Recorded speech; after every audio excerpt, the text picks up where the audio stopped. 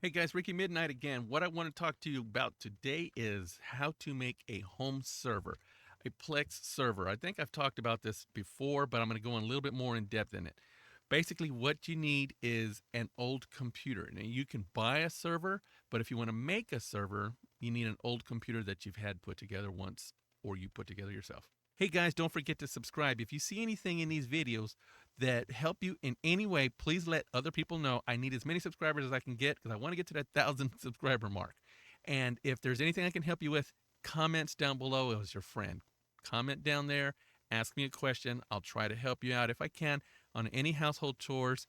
And if I reviewed anything that I haven't made a video of or that I can possibly have in the future, let me know what you would like to see reviewed that's affordable, and I'll see if I can get it done for you. Remember, if you subscribe and you like this, puppies and kittens will love you everywhere. So, okay, let's go over how to start a server. It's pretty simple. Basically, Plex is probably the easiest way to get it done. There's a few other companies out there that actually have software similar to this, not as easy to use. I found Plex be the easiest to use. It is You actually have to pay a monthly subscription, or you can do like I did, pay a one-time fee. I think it was around $99 when I did it. I don't know what it is today, but it was around $99 when I did it, and it's a lifetime membership. So as long as I have my server up and running, or even not up and running, I have that membership, and I can view my videos from anywhere in the world. Basically, what we're looking at here is turning your DVDs or Blu-rays or even ultra high definition discs, turning them into a digital format and watching them on your server. Much like you would do as if you had Netflix or Amazon Prime, something like that. Let me show you what it's looking like. Okay, as you can see, I'm able to navigate my movies. Now, all of these movies are movies that I own. Yes, I have a lot of movies. I have series on here. If I click on movies, it actually goes to the list of movies, and I'm on library up here. And these are all the movies that I own. I have a bunch of DVDs, and yeah, I like to watch my movies. And I have some series. I actually have some box sets of some series, movies or series. I don't use music anymore. I kind of need to remove that. But yeah, you go through here. Let's say I wanted to watch Dracula. This is from I think 90 or 92. I actually have the dates on them and everything. 1992. Click on Dracula. Now this is remote viewing, so it's going to take a little bit longer. It's spinning here, but it's gonna watch Dracula from 1992. That Bram Stoker's Dracula, the good one, the one with Keanu Reeves and Gary Oldman. And yeah, that's pretty much that simple. Just watch movies like that. And that's how easy it is. I have Dune, that's the newer Dune, not the original one with Patrick Stewart, the actual good one.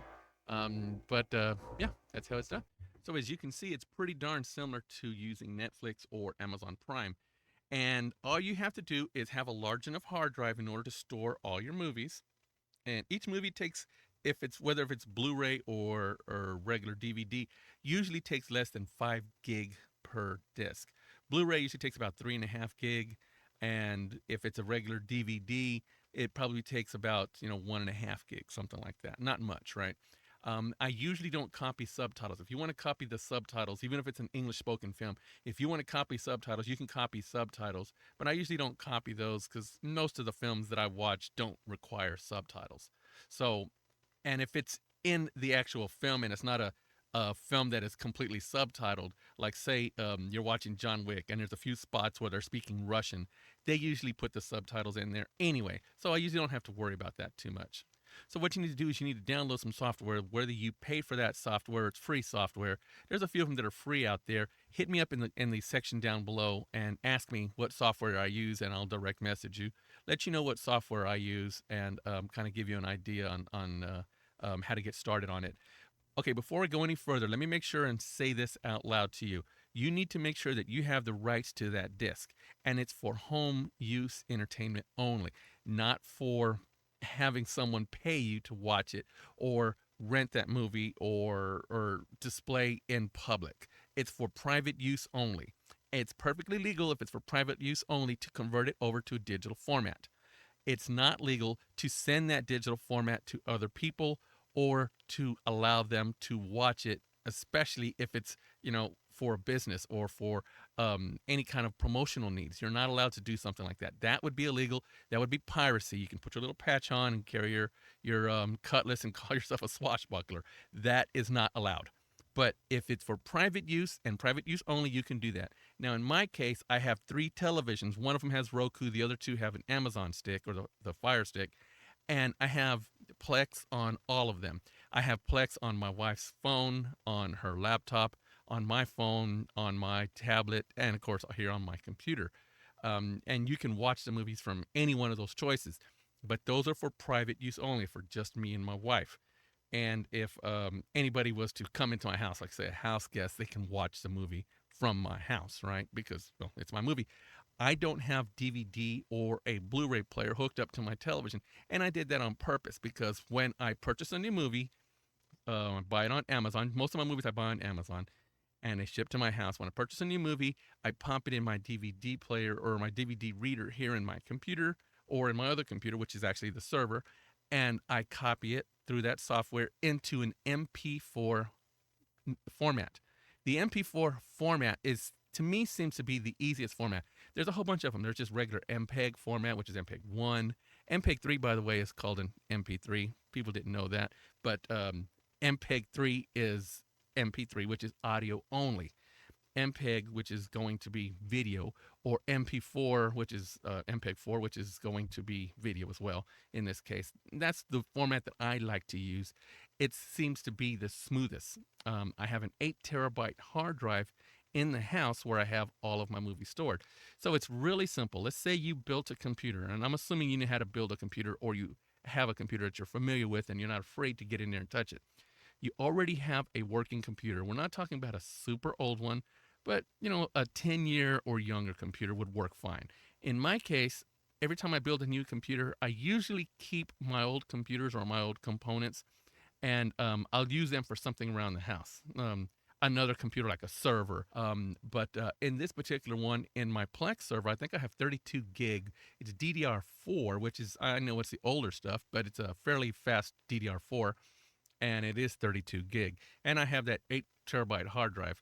And then, of course, it has a really fast processor, has good cooling. I took the good video card out of there, and I'm actually using it in this computer right now because you don't need much of a video card. All you need to do is basically send the signal out. And the signal comes out of my computer. In this case, it comes out of the Ethernet cable, so you don't even need a good video card. The only reason you need a video card, or if your computer already has one built into the motherboard, is so you can see what you're doing on your monitor. So I have a separate monitor for that, so I can see what I'm doing. You don't need a good video card. You just don't need a good video card. All you need is obviously the NIC built into the motherboard, or have a NIC, put a NIC in. In my case, I put a 2.5 gig NIC because it's pretty darn fast. I have a really fast connection. I did that on my previous video, where my Google internet is super fast. Now, okay, so now all that's said and done, I have my server. I have it ready to go. Go to Plex.com, download Plex. I haven't taken a look at the prices currently on Plex, but you can either pay the monthly fee or you can pay a lifetime fee. A lifetime fee, I would say go with that because, try it out. Try it out for 1 or 2 months. See if you like it. If you do like it, then go ahead and pay the lifetime fee because trust me, if you have it for 12 months, you're generally paying the entire lifetime fee and you still don't have the rights to it unless you pay more. So just pay the lifetime fee and be done with it. So try it out for a month, maybe 2. See if it's worth it to you. If it's worth it to you, then go ahead and pay the lifetime fee. When you pay the lifetime fee, you're good to go. Hey guys, one piece of advice. I use an external DVD player because I have my computer down below my desk right here. If you're going to use an external DVD player, use a good one. I bought this one right here, and it worked fine for about 2, maybe 3 videos when I converted them. Then after that, it crapped out. It's $80 online, and it just sucked. So what I had to do was I actually had to buy an external enclosure for a full-size 5.25 DVD player, and I put it in my external enclosure, and this is what it looks like right here. It's great. I have no problems with it. The other one, it would spin real fast, and then, of course, I hit the eject button, and it would slow down like it was going to slow down to eject, and then it would never eject, and then it would start spinning real fast again as if I was trying to read it. And I would have to go back and forth, hitting the button over and over and over again. It's externally powered, so I thought, well, it's gonna work well because it actually has external power as opposed to powered through the USB, but it sucked. So right now I'm using an LG. It's worked fine for me. I've had it for about 3 years, maybe 4 years, and I have not one problem with it. So if you're gonna use this, if you're gonna convert these movies, do it with a good DVD player, not a crappy one from China. So if you have any of the questions on how to set it up, or again you have questions on what software I'm using in order to convert the movies over, now again, don't convert movies over illegally. Do not do that. That's not what I'm telling you to do.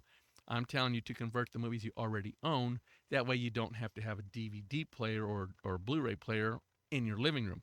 It makes it so much more convenient. Only legal means of watching these movies is what I'm advocating here.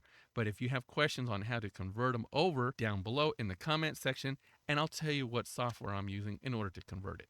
And it's pretty easy stuff. So I'll see you guys next time. And if I can save you a few bucks, remember, I will save you a few bucks.